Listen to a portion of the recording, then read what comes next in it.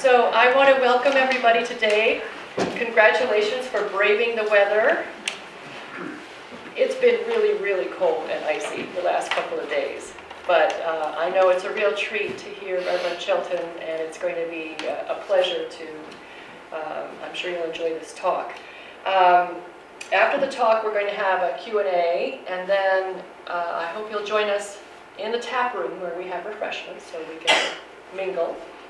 But before we start, I want to encourage those of you who are not yet members of Historic Red Hook to pick up one of these envelopes. Being a member of Historic Red Hook is not only are you in the know as far as all of our programs are going, but you also get discounts on reserving this building for your own events or meetings. It's just a wonderful place to have meetings and special events. So you get a discount for that. And also for research services that we offer in the archives. So those are just a couple of the venues for being a Historic Red Hook member. You'll have to go and visit our website, historicredhook.org, and find out all about us. And we have an e-bulletin so you can sign up for news, whether you're a member or not, and find out what we're all about. I also want to encourage you to pick up one of these. If you haven't already seen these, these are compilations of choice news items from Red Hook journals 100 years ago or so. Maynard Ham, one of our longtime volunteers, has a great eye for choosing interesting tidbits, and he puts together this compilation of the Red Hook Journal, and it's really incredibly enjoyable. So I don't think the Reverend needs much of an introduction because most of you know him as Professor of Religion, Rector of the Church of St. John in Barrytown, Chaplain at Bard College, Director of the Institute of Advanced Theology, etc., etc. So without further ado, I'm going to ask him to come to the podium and start the talk.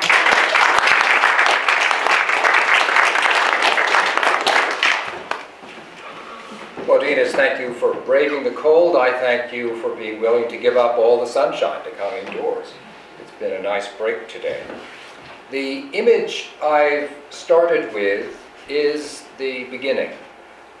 This building that you see was consecrated in 1853 by the Episcopal Bishop of New York with the aim of beginning a seminary on what is now Bard College.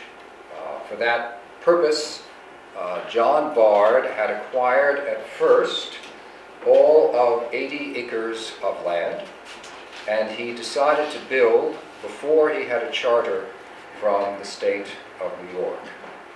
He used this building from the time it started both as a chapel, hence the Gothic design, and also as the only place where it was possible for young men, only young men then, to read for holy orders, which they began doing here before the seminary was a seminary. As he started, within John Bard's overall plan, that initial use of what we today call John Bard Hall, for obvious reasons, was only provisional, because he was also, at the same time, looking ahead. And by the end of the decade, he would both extend the lands held by the college and build considerably more, including a chapel purpose-built. But before that, I have to refer to this building across the street from John Bard Hall. Has the look of a mausoleum, which it is, has a large B on it. But it's not the B you might think it is. It actually belongs to the Bartlett family, from whom John Bard had purchased the 80 acres that he began with. So when Edwin Bartlett died, this mausoleum was built for him. And then eventually, that land as well was acquired by John Bard for the sake of the college. So this structure began going up very soon after Bard Hall was built. He began building this, the Chapel of the Holy Innocents, in 1857. So that initial hall had only been going 5 years, and already he wants to replace it. The original architect was named Frank Wills.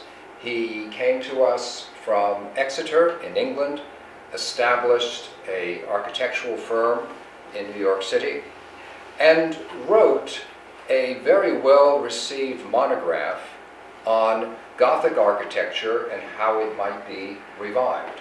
So the Chapel of the Holy Innocents was, in effect, his experiment in putting his own principles into practice. Wills actually died shortly after the design of the chapel. He received another commission to do the Episcopal Cathedral in Montreal, which is where he died the following year. A different kind of tragedy was turned into an advantage. As I mentioned, work on the chapel began in 1857. It was virtually completed by the end of 1858, but there was a dreadful fire inside the chapel, with the result that the inside had to be redone. That was the part where we gained and John Bard's bank account lost. Because with the death of Frank Wills, John Bard turned to Richard Upjohn in New York City, who was at exactly that time calibrating his work in church interiors. Richard Upjohn had a very promising architect working for him named Charles Babcock. Babcock was keen on Gothic, both for architectural reasons and also because he developed an increasingly keen sense of the theological position behind Gothic architecture. So he came to Annandale, as John Bard had decided to call this area of the Hudson Valley. He redesigned the interior of the college. He married Richard Upjohn's daughter, and he took holy orders by studying at St. Stephen's College. Whatever difficulty he might have had making ends meet doing all that was addressed because he also became professor of mathematics at Bard. An amazingly wide spectrum of abilities. After he had finished work on the college, he was offered a position as a rector in Arden, New York, served there, and then was called by Cornell University to begin their department of architecture. He was the first and only professor of that subject and established the entire school. The image you just saw was of the sanctuary. Here we are looking back to the robes window, and the signature success of the whole Upjohn firm in rendering colors which it used to be said Americans just could not do. But in fact, if you compare these colors, especially the blues, to what you will see in Gothic cathedrals in Europe, you will see Upjohn remarkably close. One of the features of the windows in the Chapel of the Holy Innocents, which is notable, is that because they were all done at the same time, they have a very level illumination throughout. So they are photogenic for that reason.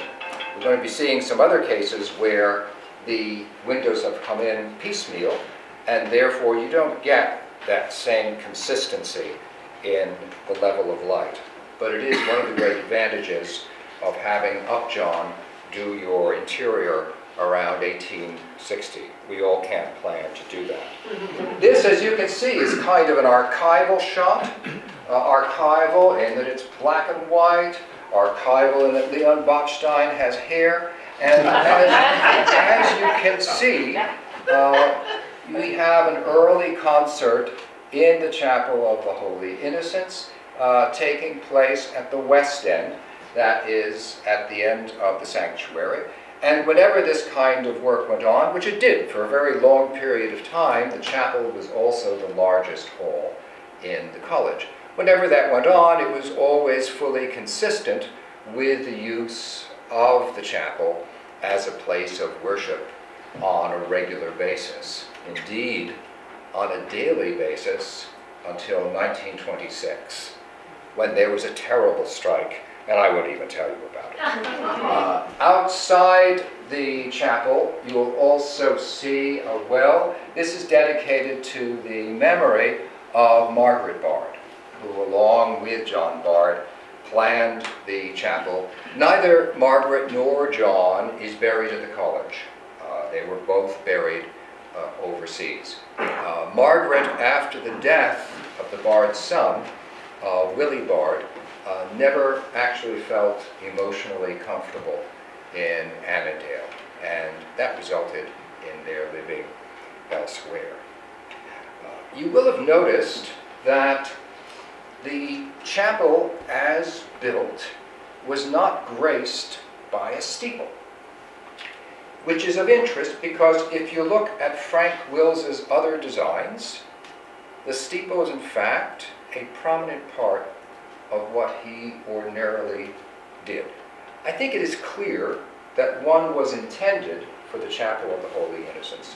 And in fact, if you look at some sketches in the propaganda, publicity of the college, you will see pictures from early in the 20th century of the chapel with a steeple. Never happened. Never happened.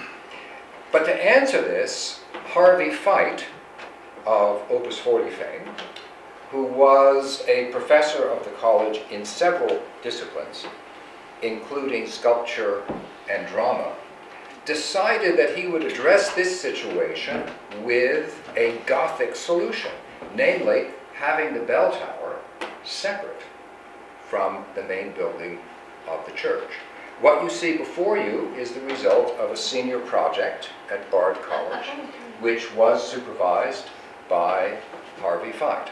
So work continued to go on in and around the chapel. As you can see, these pictures were taken recently, so there was not much point in showing you pictures of recently implanted gardens. But we do have one in honor of Elizabeth Stambler, who was a professor of English at Bard, and another in memory of Anna Jones, who was murdered several years ago. Meanwhile, down the road, something else was going on, also connected with John Bard and his college. This is the Free Church of St. John the Evangelist. Why free? It is not a completely superfluous description. There is no such thing as a free lunch, but there is a free church for reasons that I'll explain. This, you see, is the configuration of the church, pretty much as it is today, but for some alterations I'm about to refer to. It was built in 1874 by the families of one of the trustees of the college for a particular purpose. There were many Episcopal churches in this part of the Hudson Valley at that time, even then. But they all charged pew rent. You had a significant number of people and their children who were in need of a church and of the education that went hand in hand with that. And so there was a fellowship of students at St. Stephen's College, as Bard called his college, whose purpose was simply to meet with local people on Sundays, both to teach children for Sunday school and to read from the prayer book for the purposes of worship. By that time, there was a statute set up by the state of New York called the Free Church Statute. And that provided that a group of trustees could form together into a religious society in order to build and maintain a church. However, if they did it that way, they were not permitted to charge pew rent, and hence it was free. It had another interesting advantage, which was that, unlike a vestry in the system of the Episcopal Church at that time, it was possible to have a woman serve on the Board of Trustees. And as far as we are aware, there has always been at least one woman on the Board of Trustees, and from time to time, they have been in the majority. We may even be headed that way as we speak at our present rate. So this is the Free Church built in 1874, but let me come now to its particular configuration. Inside, you have a shot here of the sanctuary, comparable to the sanctuary shot I showed earlier of the chapel of the Holy Innocents.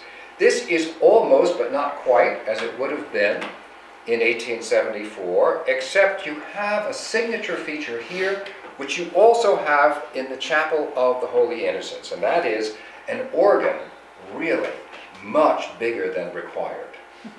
But the result of that is you can do a great deal with that musically.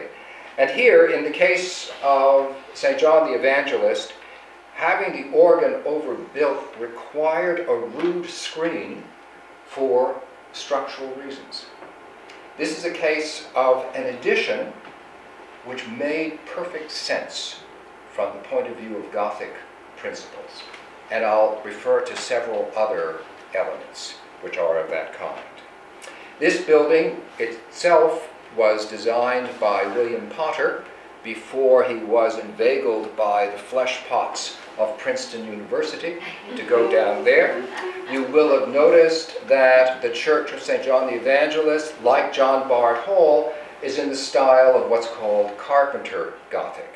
That is a Gothic design, but rendered in wood instead of stone. I don't have to explain why you do that if your desire is to build a free church. Here you see the earliest stained glass window made for the main building at St. John the Evangelist. It is Jesus and Nathaniel in the Gospel according to John. And you'll notice that throughout, whenever I show you pictures of stained glass windows from the Church of St. John the Evangelist, the level of light is going to be uneven because they are different styles put in at different periods, depending when it was possible to cover up the milk glass, which was originally there, with stained glass. This is a shot towards the opposite end from the sanctuary. You see the difference between the rose window here, St. John the Evangelist, and the rose window that we had from the Upjohn firm in the chapel of the Holy Innocents. These windows are all quite distinct, and you can pick them up. If you can go there and look, you will instantly spot the 19th century windows. Below, the very bright window is a window of the Ascension. That comes from a firm in London, and we have several windows which were sent over to us and were actually bought by the square foot. That's how we were billed for those London windows, which are in fact quite distinct in ways that I'll explain in just a bit. If we move outside the Church of St. John the Evangelist for a moment, I want to turn around the corner, and you'll see that what we have here is a long hall, which itself has an ecclesiastical style of architecture. Why is that? It used to be a completely independent building. It was set up south of Barrytown Corners, right near what used to be the schoolhouse, for exactly the same purpose of having the students from St. Stephen's go that bit down the river. And so you had not only St. John the Evangelist, you also had this chapel, as it was thought of, set up near the schoolhouse in Barrytown until the end of the 19th century, when it was moved in to the present location. And we're not finished, because then as we go around the next corner, we come to a hall that we presently call Aspinwall Hall. This was a rather larger chapel. It had been set up, as I understand it, on the property of the central school and was known as St. Peter's Chapel. It functioned independently and was moved into this location in 1926. So what we did gradually, with a similar style of Carpenter Gothic architecture, produce what the magic of Google Earth permits us to see, a Gothic courtyard. Because you have the main building with the steeple that you could see, Breck Hall, and then Aspinwall, and all it took was a small connection. And the total result is that the Church of St. John the Evangelist is not only Carpenter Gothic, which it is, and there are other examples of that elsewhere in the Hudson River Valley, but it also has a Gothic courtyard design. And in that regard is unique, as far as I'm aware, in the Hudson Valley. The great majority of American Gothic architecture is of freestanding buildings. If you visit in Europe, any of the Gothic structures there, you will quickly observe, have a courtyard formation, or did originally. The reason for that is that these churches and cathedrals functioned as farms, as well as centers of worship. So it results in an unusual pattern in the way in which our architecture is set up. Just below the courtyard, you see to the south the rectory, which we still call the rectory, though the last time a rector lived there was in 1948. Here is the rectory itself. As you see, it's built in a similar but different style, much more a farmhouse style. Now we're going to go back to Bard College, because there were certain changes that occurred during the same period in which the Church of St. John the Evangelist was coming together. One of the publications that Claudine called your attention to at the beginning of our session referred to the aspirations of Bard College in 1913 to accommodate as many as 80 students, perhaps, in September. Not many of those students came from Pakistan, or from Indonesia, or from Israel, or from Somalia, or from Eastern Europe. We went through a whole variety of changes during the 20th century, and those changes are much more striking at the level of variety than they are at the level of size.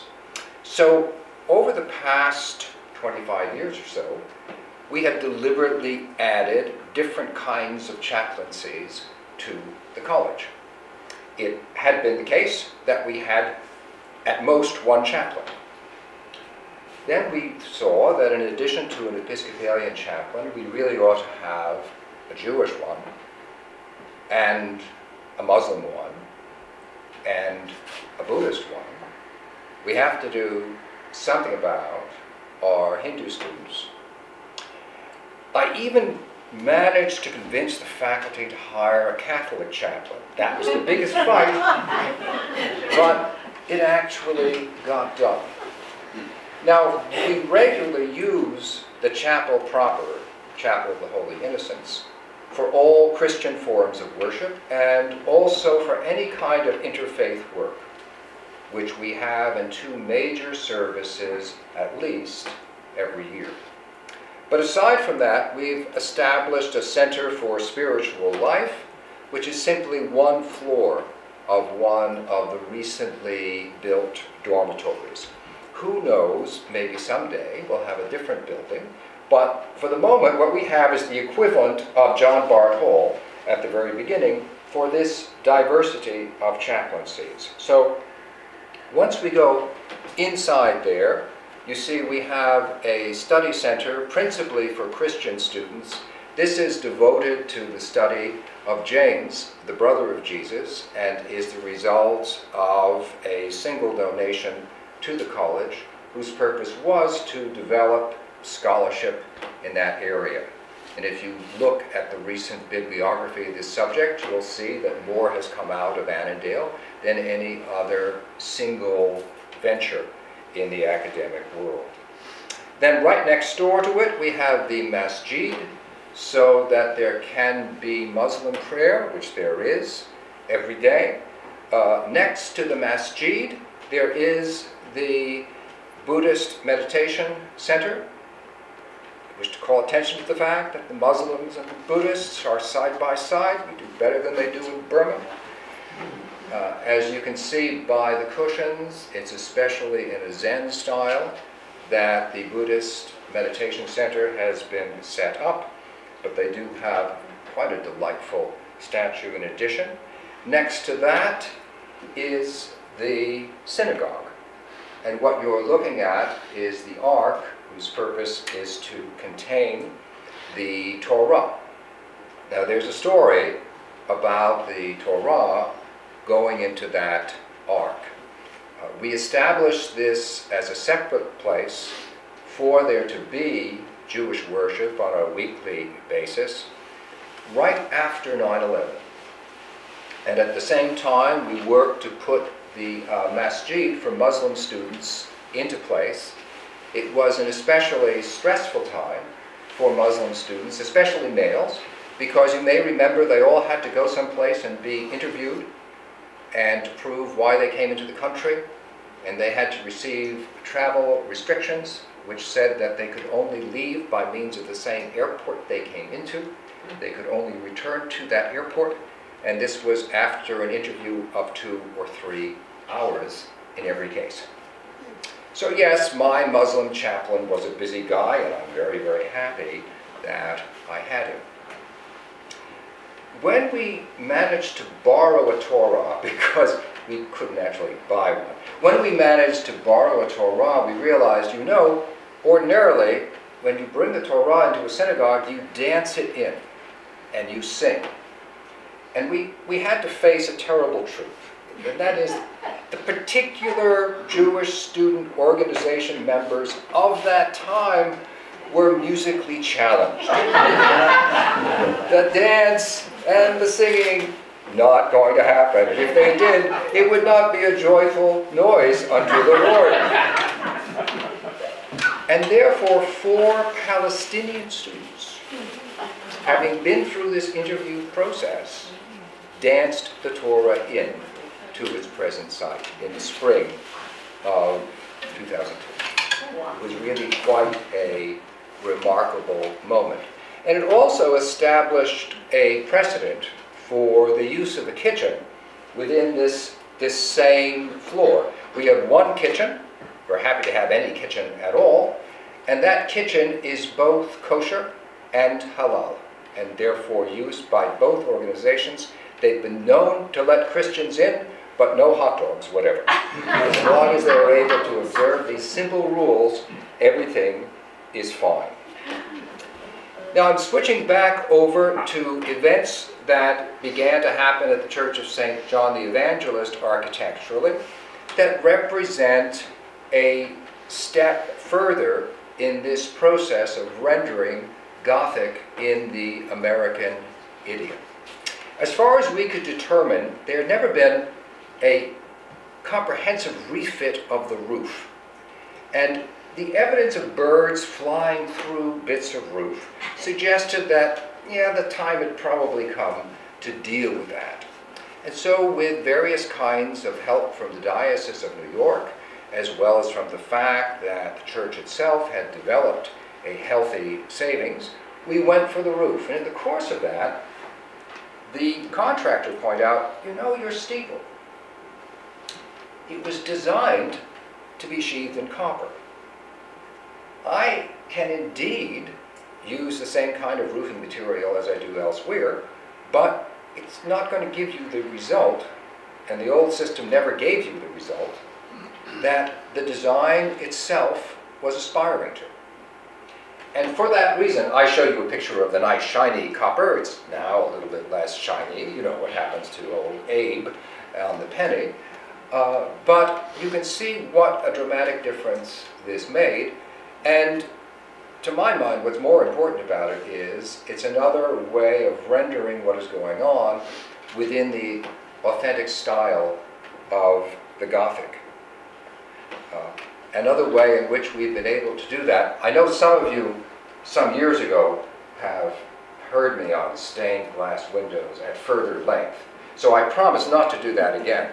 But I will point out that after we had done the roof, we also, largely because of the efforts of Linda Vincent, who is here, turned to the restoration of every window in the place.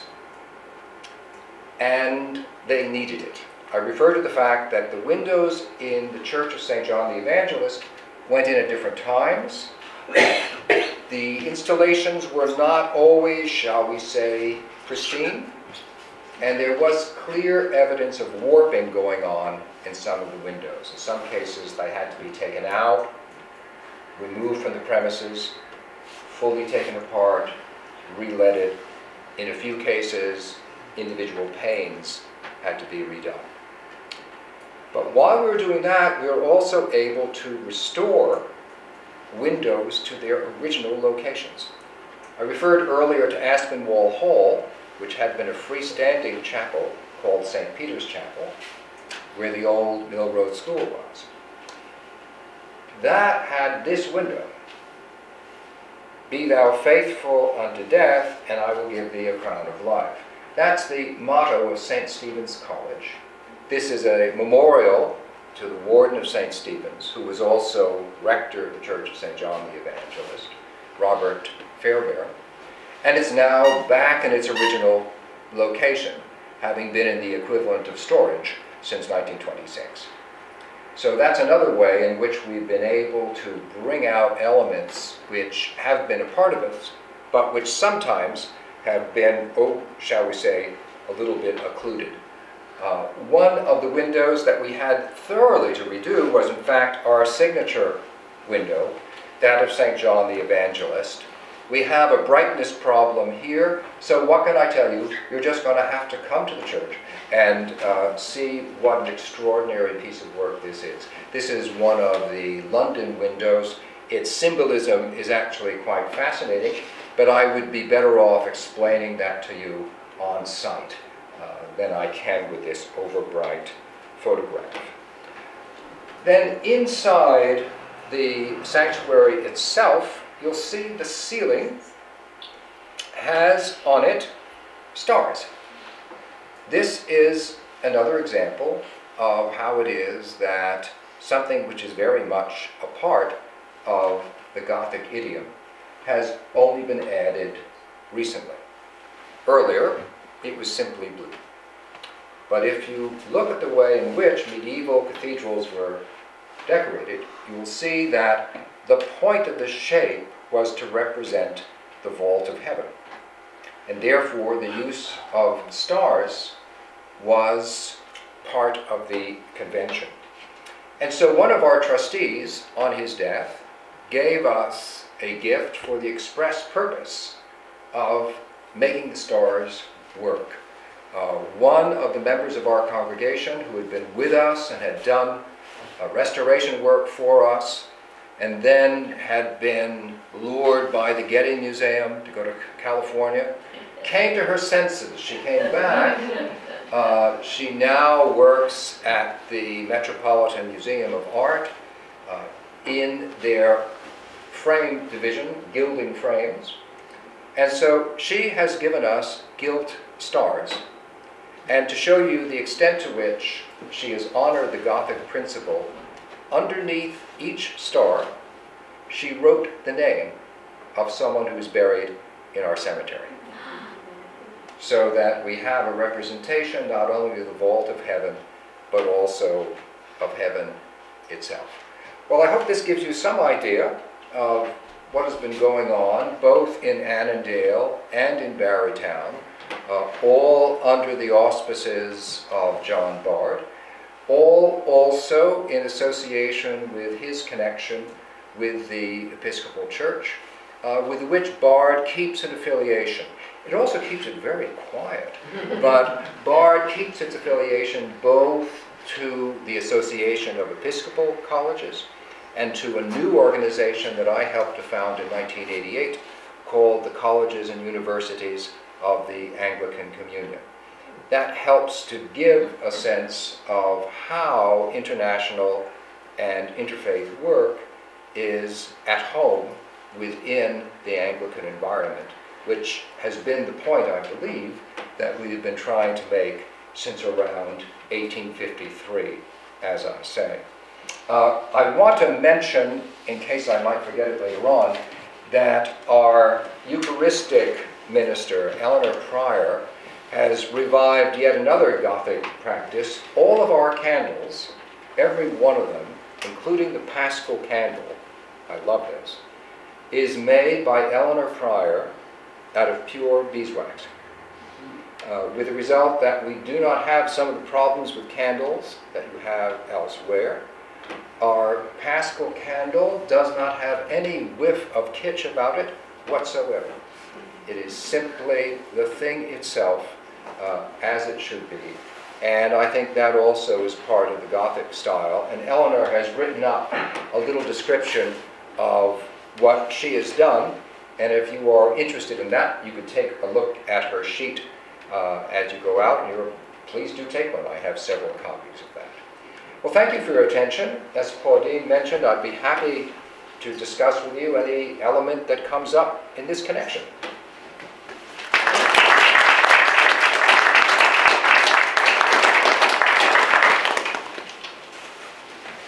Yes, please. I have two questions. Why did Bard name it Annandale, that area? And the second is, there seem to be so many more Episcopal churches in Red Hook than there were in Rhinebeck. And did that have something to do with John Bard's influence? Excellent, yeah. Annandale got its name because Margaret Bard, her family, came from a place in Scotland named Annand. So, in honor of her, he named it Annandale, and he gave it a completely new name. And of course, it expanded above those 80 acres. He takes the 80, he builds John Bard Hall, Chapel of the Holy Innocents, he builds a dormitory called Orient House, he builds a house for the warden and other students, which is presently our admissions building. But he also buys up the hill, which assures that where Stone Row presently is, there could be that expansion very early on. I mean, that all is going on by 1900. It's quite extraordinary. Bard College is always overbuilt. We have organs that are too big for our chapels and churches, and buildings which are too splendid for the number of students. But that, in my mind, is a good fault. Why more Episcopal churches in Red Hook than Rhinebeck? Oh, a simple reason could be said to be taste, but that little dropped an answer, it seems to me. It seems clear that there is a much greater Dutch Reform influence in Rhinebeck than there is in Red Hook, and that therefore, and indeed, many of those churches are of approximately the same size as their counterparts in Red Hook. And there's another interesting facet of this, which is that during the period of the 19th century, when the students at St. Stephen's College got interested in people that couldn't pay their pew rents, there was, in fact, an emphasis going on within the Episcopal Church to reach what were then called working classes. And to some extent, the proliferation, depending on the congregation, can be explained in those terms, I think. Yes, please, Carolyn. I had read somewhere that St. John the Evangelist was built by local poobahs for their servants. Is that not the case, or? Well, John Lloyd Aspinwall, who was the chief poobah at the time, was a member of the Board of Trustees. He did live in a splendid mansion on the property which is presently occupied by the Unification Church. But all of these chapels, Church of St. John the Evangelist, what we now call Breck Hall, which is down by the Barrytown Schoolhouse, and St. Peter's Chapel over the Mill Road School, these are quite far-flung.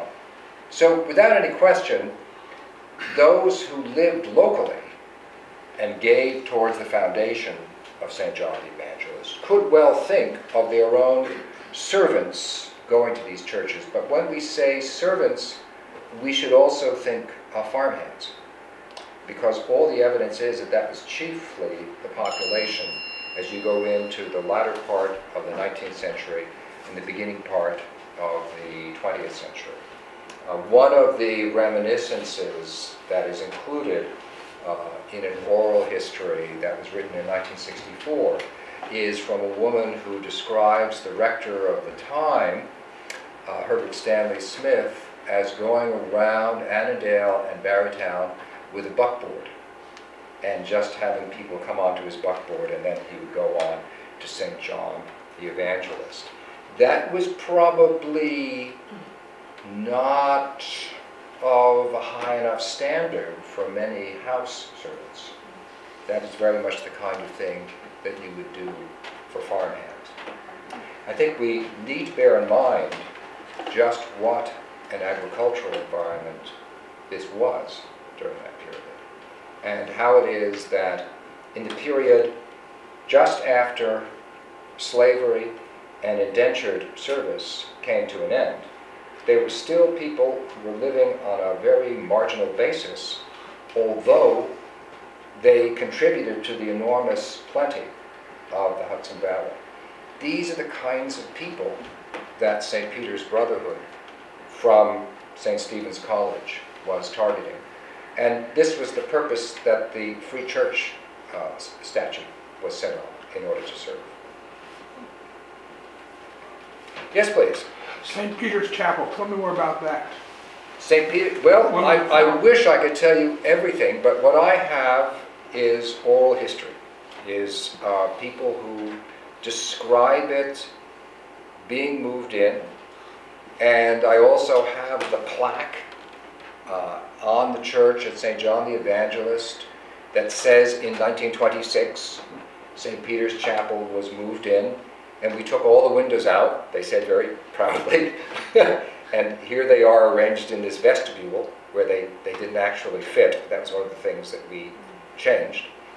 Now the oral history part is someone you may recall named Fritzie Dorsey, who claims that if we ever were to go underneath the floor of the present hall, we would find the old baptismal font of St. Peter's Chapel. You know, it's not exactly the Da Vinci Code, but it's pretty interesting. Nonetheless, I think that there would be work to do in that regard. She has a clear memory of that occurring. Yes, please, Elliot. Wasn't St. Peter's Chapel on the southwest corner of Bud's Corners there? And Is that where it was? Bud's Corners, yes. and there's a vacant lot just south of the Cape Cod house. And Fritz Schaefer told me that the college still owned it, and that he prevailed upon the college not to sell it, just for old time's sake. And this was about 20 years ago when an offer was made. It's a level piece of ground. Oh, not to sell the parcel. Oh, how interesting. Not to sell the parcel. Oh, interesting. And I check with the college and see if it doesn't still. Let's see if we still own it. Yeah. And the other thing. And we might then have records in our archives that then would tell us about the movement of St. Peter's. I know you're a little bit playful today, and I enjoy that. So I'm surprised that you didn't mentioned the possibility that maybe Margaret Bard is indeed buried in the chapel, in the cemetery.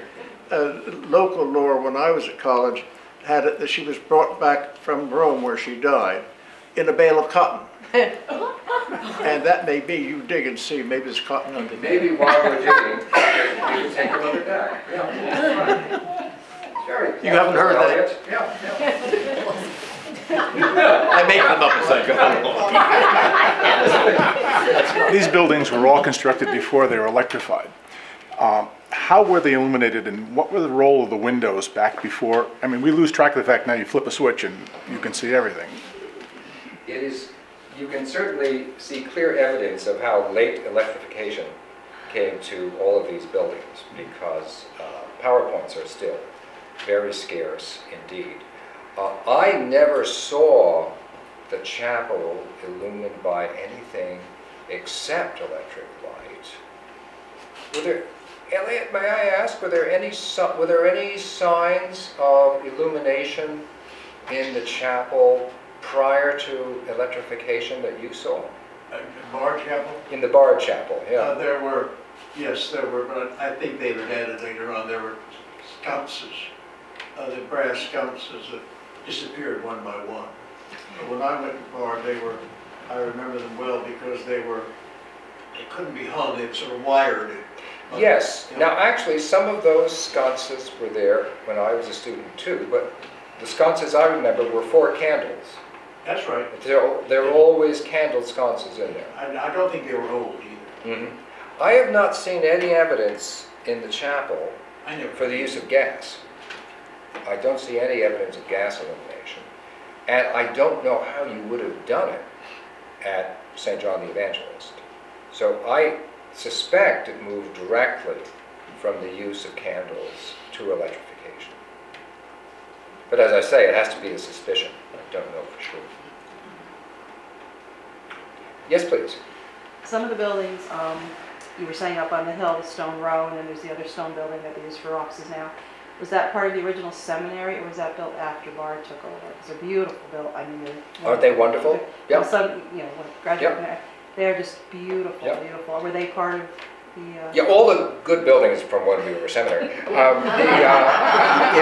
you, as you go up the hill, you have the whole of Stone Row. 2 of those buildings, one is named North Hoffman, the other South Hoffman. They're both named after the Reverend Dr. Charles Hoffman, who was an extraordinarily generous donor. He gave those 2 dormitories. He also gave the style of Greek temple of the library. Next to that, there are 2 other gifts to form Stone Row. One of those is named after John McVicker. McVicker was an associate of John Bard's. He was a priest and a professor of history at Columbia University, who took one look at New York City and said, we have to get these children up north. And so he was very keen about the idea of a seminary outside of Manhattan. And next to that, there is a dormitory named after Horatio Potter. Not Harry Potter, nor is there any allusion to leaf in Potter. It is Horatio Potter, the bishop at the time that the college was formed. And then next to that, the administration building, presently called Ludlow, except students always call it Ludlow. It's actually Ludlow Willing. 2 sisters from Trinity Church in Manhattan gave that building as the warden's residence. So that entire complex, The woodwork is just for 80 students, right, is just extraordinary. And then as you move further to the north, then you get into the 1920s as St. Stephen's became Bard College. The woodwork in it, I mean, the buildings are just beautiful. They're extraordinary, aren't The they? staircases and, it's just Right. gorgeous. Actually, my favorite building of the complex is humble, but it was what I knew, and Elliot knew, as the dining hall. And the dining hall itself, when you got inside it, was quite a place. You had different rooms set out, many of them with round tables, cafeteria-style wine. but you also had a gallery so that you could have an orchestra up there. And one year, some of us in the student body got to have a dinner with the trustees while they made speeches at one another. We had breaks for music. It was quite extraordinary. That whole hall, called Preston Hall, was given by Sally Preston, who during the 19th century was the cook. She saved. There wasn't a lot to spend on in this part of the Hudson Valley during the 19th century. She had no children, she had no family. And so she spoke with Robert Fairbairn, the warden of the time, about what she might do. And he suggested that the dining hall would be a good idea. And so we had it. So where's the dining hall now? I mean, Yeah, Preston Hall, right. still there? Yeah. Preston Hall is still there. The last I knew, various psychologists were applying electricity to fish in Preston Hall. And before that, it served as our film department. And before that, it actually had to serve as our theater after the old theater burned down. But the reason that was possible was that in 1974, the new Klein Commons was built, which was a much larger and much more expensive installation, and much more in accord with health laws and things like that for 1974. So that was, we'd used Preston for its initial purpose for 100 years, and then began to use it for other things. The fish now are safe, the psychologists have moved, and now they're zapping their fish, I guess, in the new science building. But they still zap fish. Why is that psychology? I don't, there are some things, mysteries to me. Yeah, Fred? All right, another one. Someone was talking to me not too long ago about the 6 Episcopal churches in this area, in Red Hook. I can only come up with 4. This St. area. Peter's, Tivoli, Right. St. John's, Christ Church. Fred, Tivoli had 2 Episcopal churches. Right, it had 2. St. Paul's Okay, that's, and Trinity. okay, that's, now where's the other one? There was Where's supposed to be Trinity? 10 within 5 miles of Tivoli. I'm sorry, There's sort of been 10 within 5 miles of The Tivoli? one here, the Upper Red Hook, there's the Claremont Chapel, Right, St. Luke's, of course, in St. Claremont. Luke's. Oh, Yeah, that's okay. in There Columbia were a lot of County, them. so we don't count that. It's not the Diocese of New York anymore. But Trinity More than and Right, I remember. and okay. St. Paul's St. Paul, combined right. in 1940. Right. And then the building was sold to Trinity, it's on North Street. Yeah, right? Now, Elliot, when did they sell the building, the Trinity? I sold it. When? No, yeah. I wish I could do the deal all over again. In the 70s? About 1970, 71. It Yeah. had been vandalized by that time. So now they're combined, St. Paul's and Trinity Parish, one church at the St. Paul's site. It was, like many marriages, it was rather uneasy for a long time. Yes, please, John. Two things, is the original residence hall still standing? And about the pew rents, does that mean that the people that have that pew, it's only for them, or like if there's a large attendance, can they be used, or is it a private space? Both good questions. The original residence hall was called Orient House. And as I understand it, it was built quite near to the Chapel of the Holy Innocents. It burned out. And in fact, there were several fires during the 19th century, which then helps to explain why so many of the buildings at Bard were built in stone. Fire definitely left its mark. On the issue of pew rents, one of the difficulties about pew rent is to know what you do with people who show up who haven't paid their pew rent, if it is not a service which is designed for such people. I mean, obviously, you've always had weddings and funerals where you would use pews, which ordinarily speaking, were seen as the property of whoever paid the rent. But on ordinary occasions, you could indeed run into difficulties. I mean, the idea that this is my pew even shows up now from time to time, if the truth be told. And we eliminated pew rents, some decades ago. So you can imagine how much on steroids such a feeling might get if actual money were behind it. So yes, genuine tensions did emerge. And under such a system, it is very difficult for someone who can't pay pew rent to feel anything like at home. So the Free Church statute, it seems to me, in its time, while pew rents existed, served an important and progressive social purpose. Yes, please, Paul. In 1961, when I first went to the General Theological Seminary in New York, we ambered off to St. Bartholomew's on Park Avenue one Sunday. Saw an empty place, sat down. The usher came over and said, "Sorry, this belongs to someone else. You'll have to go sit over there," which was way over on the side in the shade. So it was still in existence Absolutely. in a large municipal parish church even as late as that. Right. You know, today we see the little brass plaques with the names, and we think, oh, how generous. Yes, but Were pew rents identical throughout the building, or was there a pride in place? Oh, no, they don't. as I understood it, it all varied with the real estate. Yeah, that's right. Actually, And the kind of pew, you know, you get those really neat ones at Trinity, St. Paul's Trinity with the door on them. You know, those are.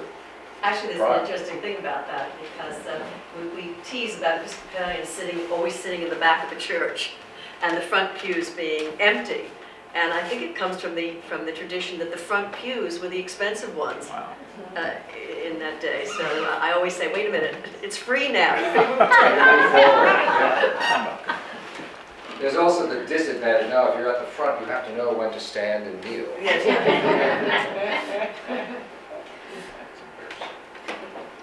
Yes, please, Trevor. I literally got kicked out of the hospital bed to come here today. Oh. Because he was really, really ill, but he's doing much better now. He's in the front row. And when we picked the church to get married, I wanted the most beautiful church in this area. And that certainly is this church. It's so amazing. But one of the things you left out was that the creator of the Cookie Monster is buried in that churchyard. And that's what sealed the deal. It is true. The father, if I may so express it, of the Cookie Monster is buried in our cemetery. Yeah. Which cemetery? Which cemetery? Bar or? No. At St. John's Cemetery. Yeah. We have Anna Harent in the Bard Cemetery and the progenitor of the Cookie Monster at St. John the Evangelist. It's pretty good. But actually we'll do a do-si-do, because eventually we'll get Chevy Chase in the Bard Cemetery. And then we can have someone serious at St. John the Evangelist. Well, thank you very much for your comments and questions. Thank you for the reference. I'll check down if we still have that deed. Thank you.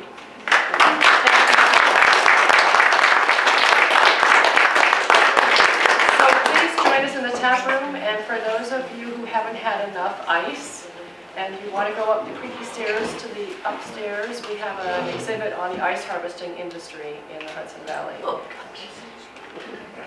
Thank you so much. It was a wonderful talk. Well, thank you. I appreciate that.